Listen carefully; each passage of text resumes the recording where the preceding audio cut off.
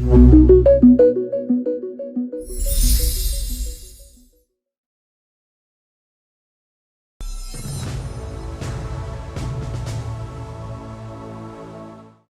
dan pemirsa, ada pembunuhan sadis terjadi di Desa Margajaya, Kecamatan Negara Batin, Kabupaten Waikanan, Lampung. 4 orang satu keluarga dibunuh dan jenazahnya dimasukkan ke septic tank. Dan seorang lagi dikubur di perkebunan dekat sungai. Lantas siapa pelakunya dan apa motifnya? Ini dia liputan selengkapnya.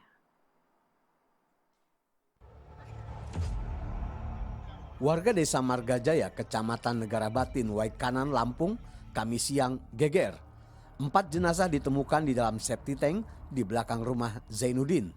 Jenazah di dalam septic tank ini adalah jenazah Zainuddin, 60 tahun, istrinya bernama Siti Romlah, anak Zainuddin, Wawan Wahudin, dan bocah perempuan anak Wawan bernama Zahra, berusia 6 tahun.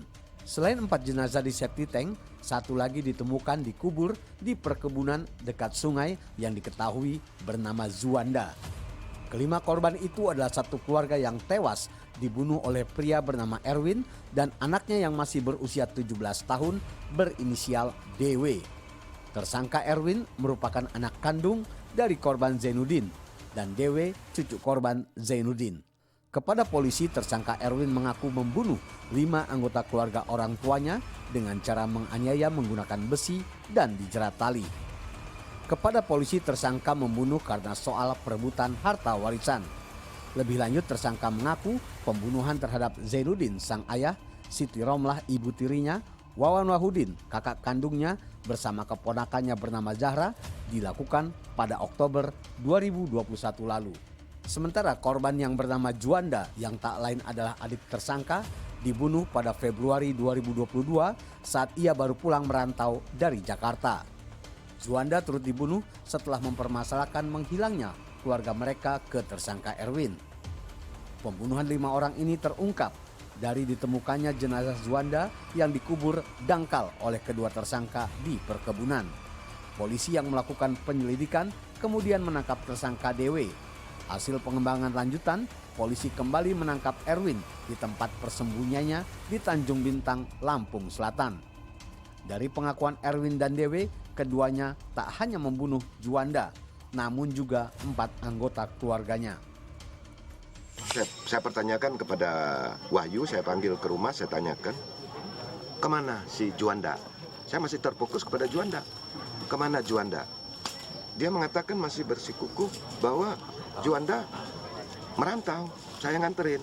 Akhirnya saya tarik, saya bawa pindah ke tempat gelap. Langsung saya tanya, kamu mau dibantu atau tidak? Sekarang pertanyaan saya, Juanda ditujah atau dipukul? Langsung dia jawab, dipukul. Siapa yang mukul? Bapak. Kuburannya di mana? Langsung ditunjuk. Malam itu langsung saya berangkat bersama sekretaris kampung menuju ke makam. Hingga Kamis sore sekitar pukul 15.30 waktu Indonesia Barat, 4 jenazah di dalam septic tank belum dievakuasi karena masih menunggu tim forensik Polda Lampung.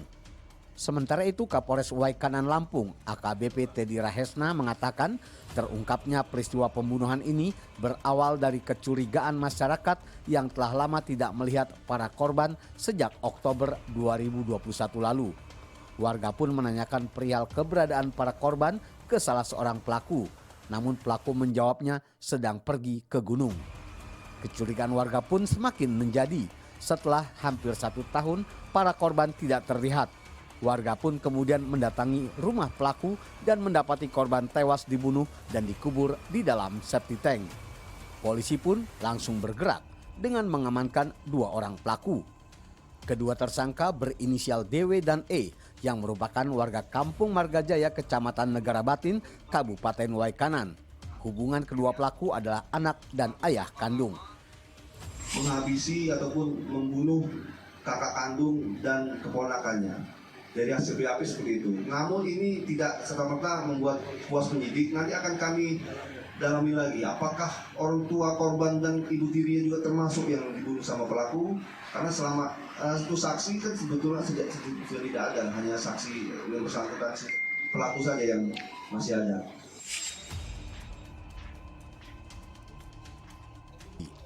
Selain mengamankan kedua pelaku, polisi mengamankan barang bukti berupa 1 batang besi panjang sekitar 1,5 meter, 1 unit handphone, dan 1 buah kapak. Atas perbuatan bersangkutan, pelaku dapat dikenakan pasal 338 KUHP dengan ancaman kurungan maksimal 15 tahun penjara.